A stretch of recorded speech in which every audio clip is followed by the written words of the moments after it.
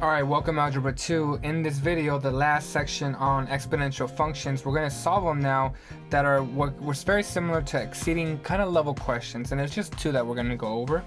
We're going to look at this one here, which is a combination of E3 and E2 exponential properties and solving exponential functions. So one of the first things we want to do is we want to simplify the inside stuff there, okay? So we look at the very top part. All right, so I'm gonna rewrite this over here, and I'm gonna have this right here. Well, we have 5 to the 100 times 5 to the 200.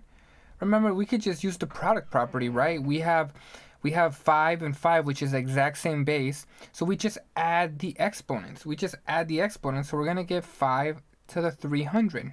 All right, now here we're going to get 5 to the 300 divided by 5 to the 298.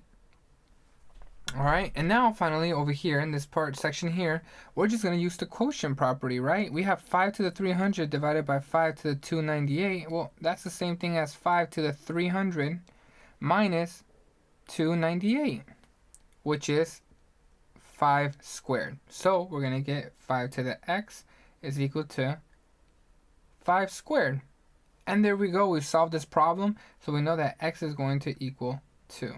All right, so it's just a problem where you're simplifying this inside material here before you do anything else. All right, and then once you simplify, you'll get the same common base, and we get x is equal to 2. All right, let's go ahead and maybe look at a different kind of problem. So we want to find a common base, so we have 7 and we have 49. Well, we can write this as 7 and 7 squared. So right below, I'm going to write this as 1 over 7 squared is equal to 7 raised to the 2 times x minus 3 raised to the 4th power. All right. Just like before, we want to get a common base, so I'm going to flip this. We're going to get 7 to the negative 2 is equal to 7 to the 2 x minus 3 to the 4th power. Let me rewrite that a little nicer. Power. All right.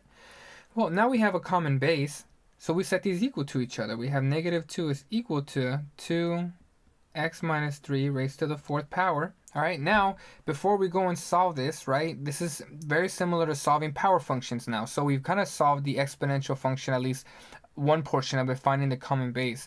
Now we need to find the answer for x, which in it we have a power function, right? Within this exponential function to the powers we're going to set these equal to each other, and we have what was before solving a power function. So one of the things that I'm going to do, just like before, is I'm going to grab my calculator, put this over here in this corner right here. All right, so I have this calculator. I'm going to enter this in. We're going to get y is equal to 2 times x minus 3 raised to the 4th power. I graphed that. All right, now that I graphed it, we see it kind of has this U-shaped. It's quadratic, and you can tell that it's quadratic too because it's an even number to the power, right? 2, 4, 6, 8. They're all going to yield U-shaped, kind of quadratic. They come from the quadratic family. So we have a function that looks like this. All right, let's move to the right by 3.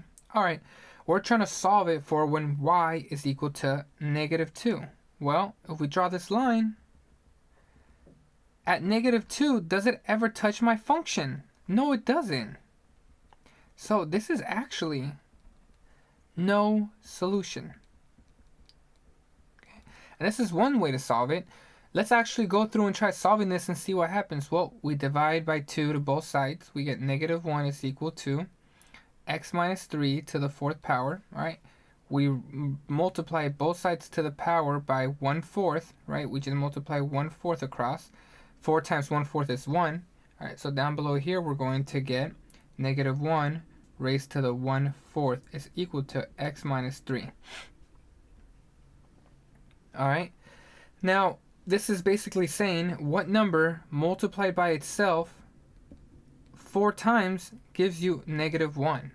Well, there's a problem with that, right? Because 1 times 1 times 1 times 1 is 1. But if we try negative 1 multiplied by itself 4 times, Negative times a negative here becomes a positive. Negative times a negative here becomes a positive. 1 times 1 is equal to 1.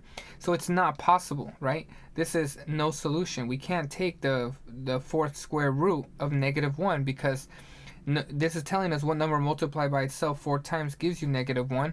That's not going to happen because we just tried both combinations. And if you don't believe me, if we actually try parentheses negative 1 raised to the 1 divided by 4, we're going to get non-real answer. We're going to get this non-real answer. It's not possible. It's just like when we try, it's the exact same thing as trying to take, similarly, if you try to take any square root of a negative number, right, it's not possible. And that's what this fourth is right there. It's saying what number multiplied by itself 4 times gives you negative 1, which is not possible. All right.